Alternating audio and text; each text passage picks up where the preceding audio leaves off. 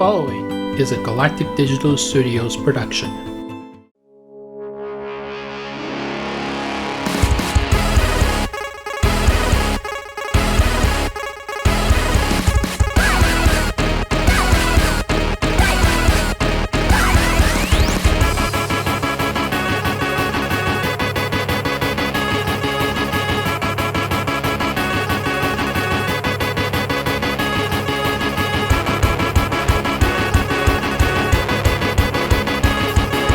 This is Are We Not Entertained, part of the Closing Tag Network. Well, I don't know about you guys, but that intro's got me pumped up. It's got me fired up, ready to go.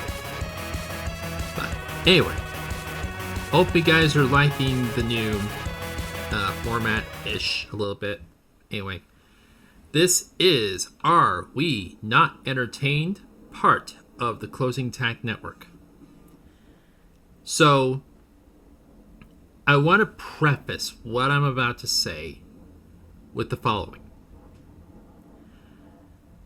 If you have not seen the first season of Fallout on Prime Video, I'm giving you a fair warning right now. I'm not going to go full spoiler, but there will be minor spoilers in this particular review.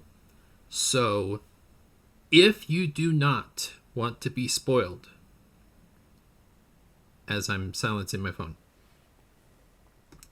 if you do not want to be spoiled on the latest season of Fallout, pause the podcast, go watch it. I will understand if you want to take a couple days, go watch the first season. It's 8 episodes. Each episode's like an hour long.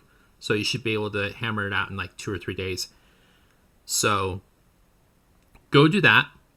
Then come back, listen to my review, and then we're good. So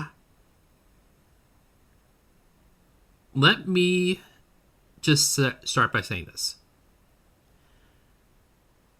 Millennials and Gen Z guys and gals and non-binaries, y'all are spoiled. And I mean that respectfully. Y'all are spoiled. Because when I was growing up in the 80s and 90s, we were subjected to some pretty terrible shit. Like,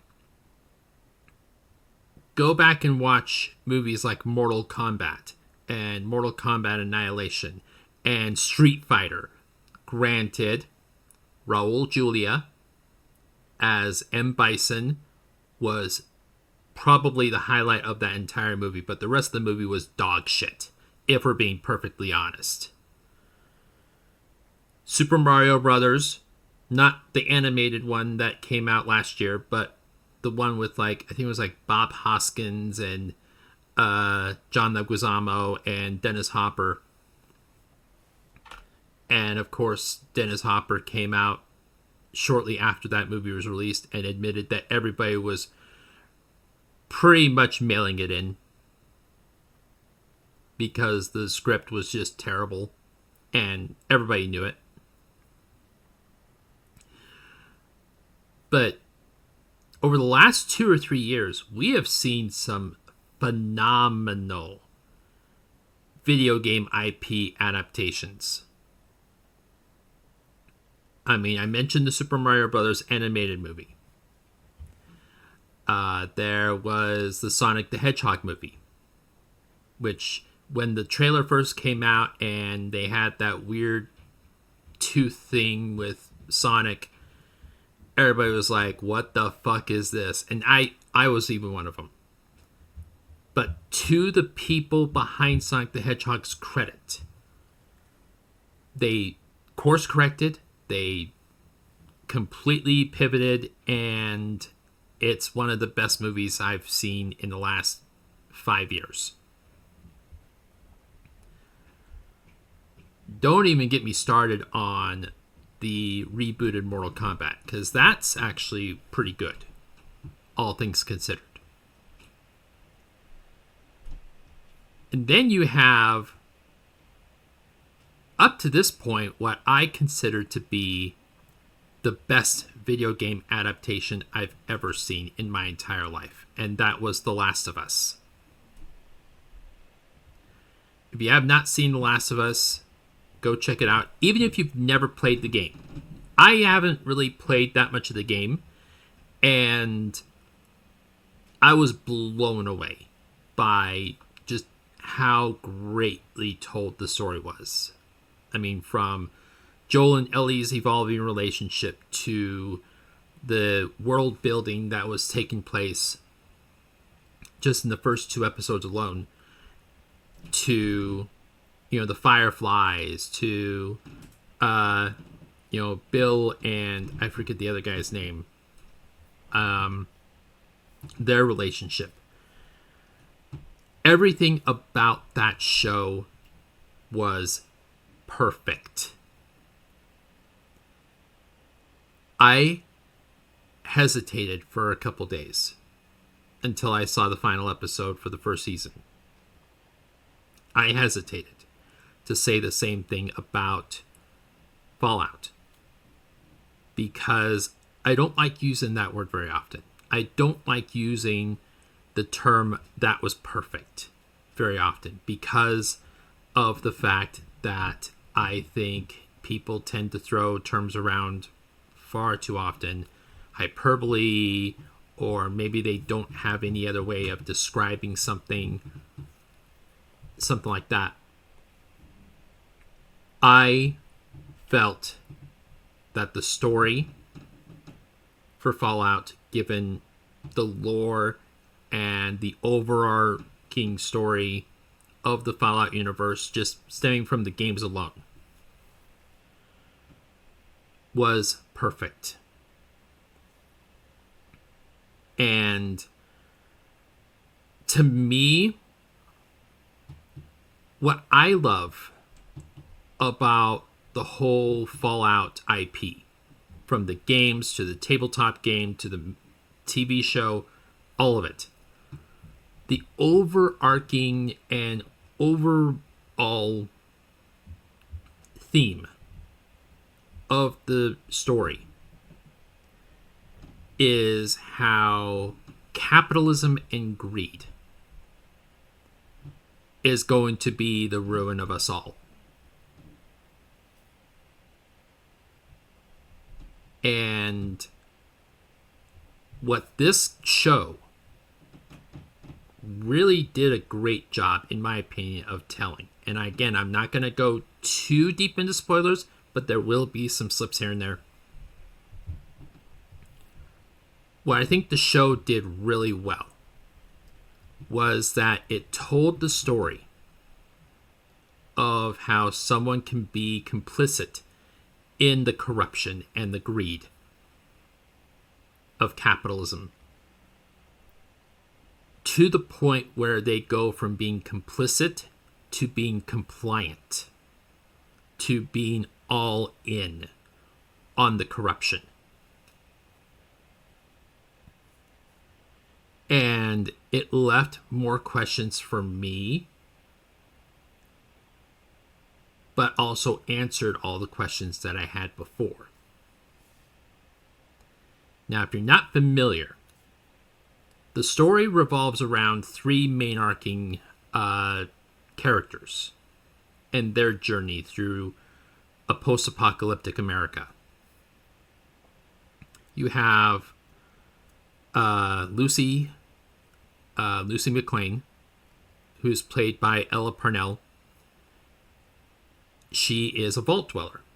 She is a child of one of the Fallout shelter vaults that's orchestrated by this company called Vault Tech. And her father is the overseer of this vault. Well, her father gets kidnapped by this menacing character by the name of Moldaver. Moldaver has intentions. Again, I'm not going to go too deep into spoilers, but she turns out to be not as bad as we thought. And there's some dark shit. Some massive skeletons in Hank McClane's closet that don't come out into the light until much later towards the end of the season. So Lucy sets out on this quest, and basically the entire first season is her setting out on this quest to go rescue her father from the supposedly evil Moldaver. And along the way, she encounters the other two main arcing characters, as well as a scientist who comes up with cold fusion that's going to change everything. That's going to give clean, sustainable, everlasting energy to pretty much the entire wasteland. The other two main characters, one of them is a initiate, or I forget what the term is. Basically, he's a member of what's called the Brotherhood of Steel, which is essentially, if you haven't played the game, the Brotherhood of Steel is basically a paramilitary organization that still believes in might is right. But they also use pre-war technology like power armor and helicopters to enforce that might is right. And this particular character starts out as an initiate, and the first scene we see him in, he's basically getting the shit beat out of him. And he evolves from there to becoming more. And he eventually, again, sorry for the spoilers, he eventually becomes kind of a love interest for Lucy. But at the same time, he still is kind of his own man. So it's not like, full lovey-dovey. There's some moments between them, but it's not like super, at least not till the end. But he goes from becoming an initiate to becoming a squire for one of what's called the Knights. And the Knights are the only ones that are allowed to use the power armor. The power armor is basically the Fallout universe's version of Iron Man. And so you have all these knights, these Iron Men, that are going around and enforcing the Brotherhood of Steel's law throughout the entire wasteland. So you see him becoming a squire for one of these knights, and then the knight that he is an underling for ends up being taken care of. Again, I'm not going to go too deep into spoilers. And he becomes, or he anoints himself as a knight. Ends up taking the power armor for himself. And then there's just shenanigans and everything that's going on that involves the power armor. Let's just say he doesn't keep it very long. But kind of going to the third character, the most intriguing character, more than Lucy, more than Maximus, is a ghoul who we learn probably very early, I'd say first or second episode, is an actor from before the war named Cooper Howard, who is played by Walton Goggins. By the way, Walton Goggins is probably one of my favorite actors.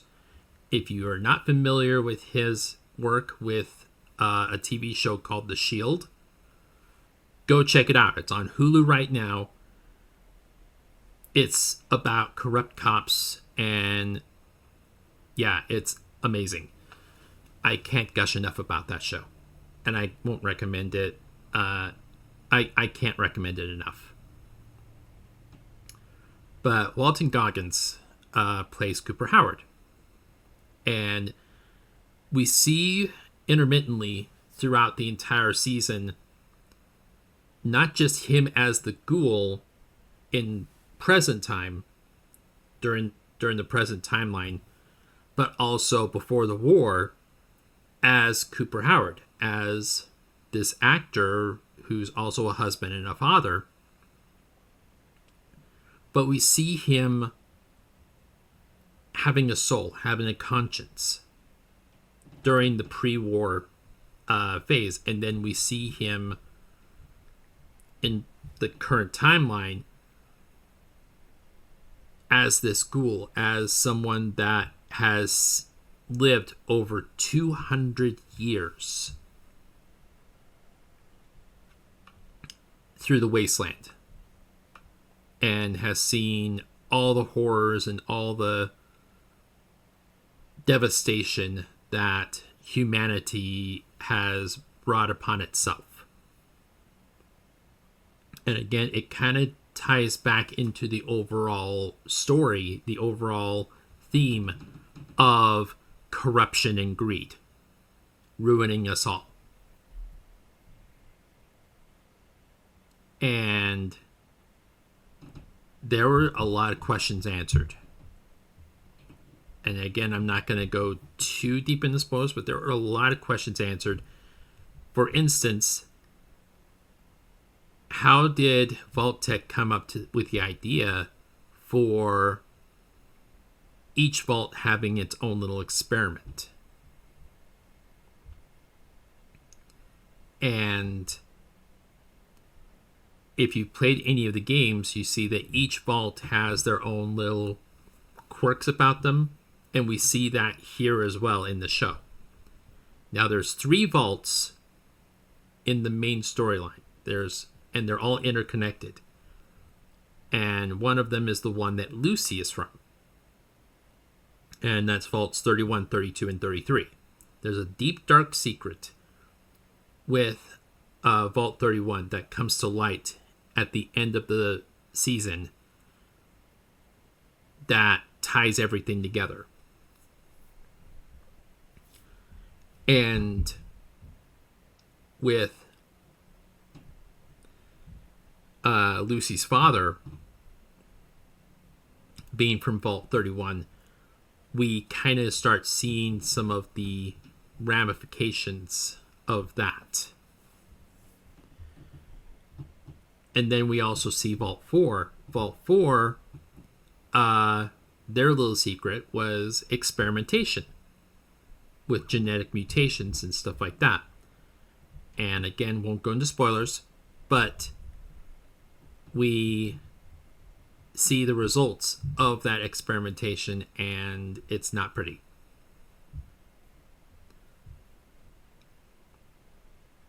And even the lady towards the end that we see of Vault 4 asks Lucy, so what was your experimentation? What was your dark secret?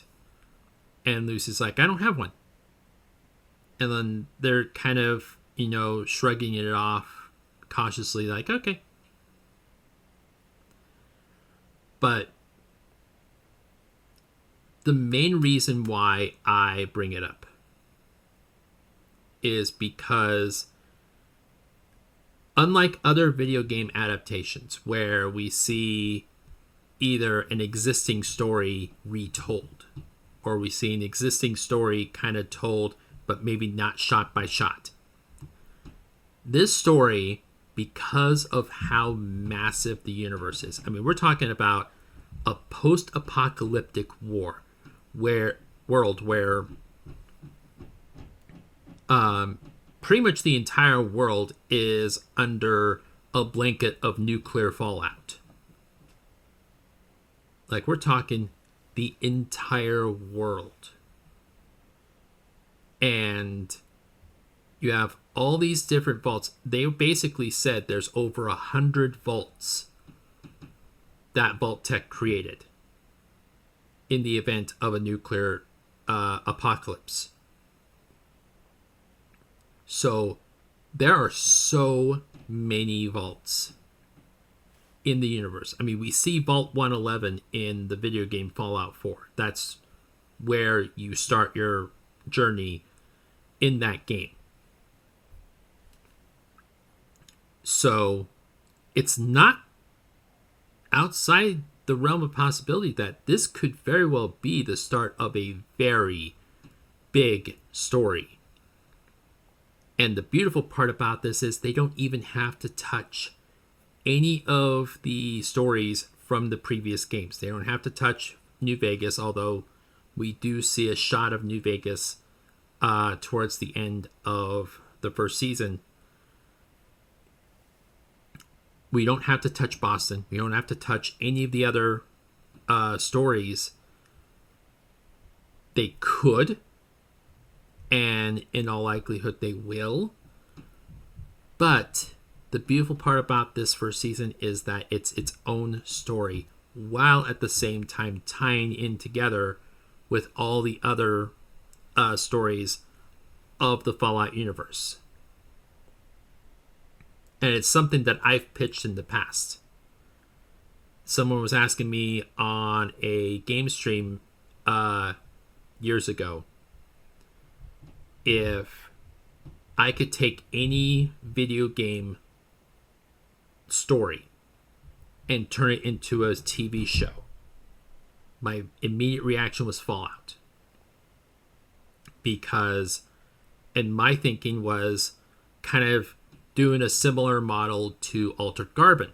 Altered Carbon was a show on Netflix. They canceled it years ago, but basically there was only 2 seasons, but each season was its own concurrent story. It's kind of similar to Black Mirror, where Black Mirror each episode has its own story. So my thinking was that you don't have to use any of the other stories from the video games. You just have to come up with your own stories and your own characters and still have that same feel, that same look, that same overall theme. You know, war never changes. That overall theme and that storyline, but have completely new characters and completely new stories, and you don't have to worry about keeping in canon or, you know, having to retell a story shot by shot. You just have your own story, and I think that's what the people behind the Fallout TV series did spectacularly. Can we also talk for 1 second about the music? For starters, I'm a sucker for music in TV shows and movies, especially when it ties perfectly into the show. But also the aesthetics, like the visuals and the special effects and the set design.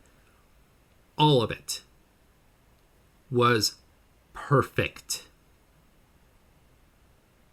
And almost right away, in the opening sequence, you see kind of that futuristic 1950s style that Fallout has, you know, mastered in the video games. And they've done it again in the TV show. It is perfect. Set design, costume design, all of it was just spot on. And then you see the vaults. Not just, you know, the people in the vaults, but the vaults themselves. Set design, costume design, everything. Just top notch. And whoever did Walton Goggins' makeup as the Ghoul, give that person an Emmy now. Because that was some top-notch makeup artist work right there. But yeah, the music, amazing. Amazing, amazing, amazing. It still had that retro 1950s vibe to it. And they even took some music from the 50s and integrated it into the storyline. But also brought in more music that still had that same vibe, but also was like, you know, singing stuff about nuclear fallout and basically what's going to happen after the humans are gone, you know, stuff like that. So a lot of that was tied in just pristinely. So I cannot gush enough about this show. Like, I honestly feel like this is probably the best video game adaptation I've ever seen. Sorry, Last of Us, but if Fallout is not number one, it's 1B. With The Last of Us being 1A.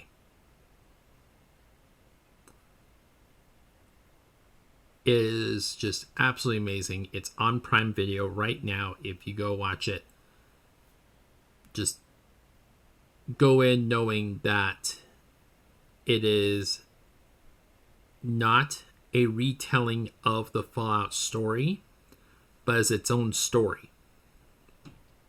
Now, when I pitched the idea years ago on my stream about doing a Fallout series, I pitched the idea of having each season being its own concurrent story that ties into the Fallout show. So kind of thinking of it like, you know, each season is its own spin-off.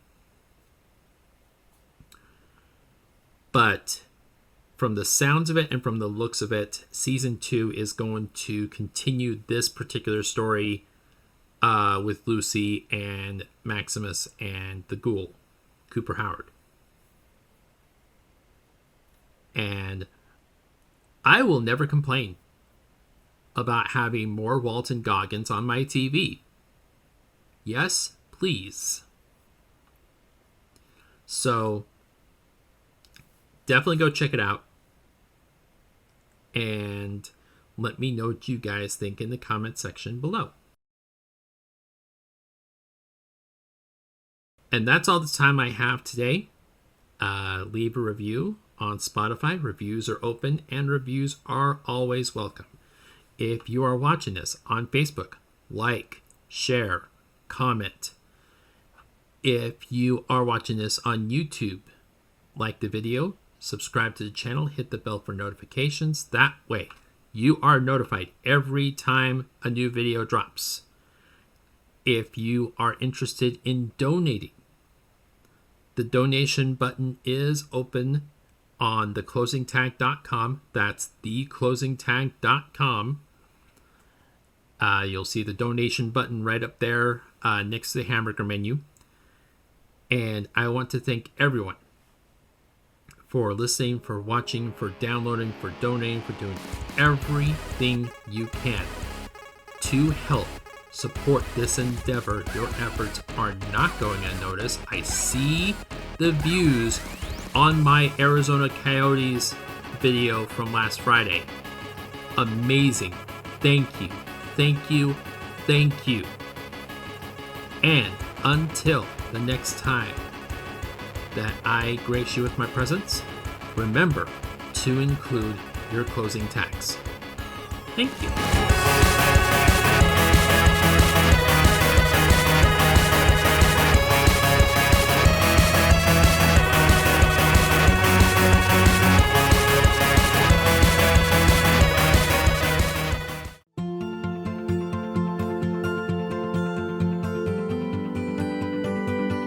This has been a Galactic Digital Studios production.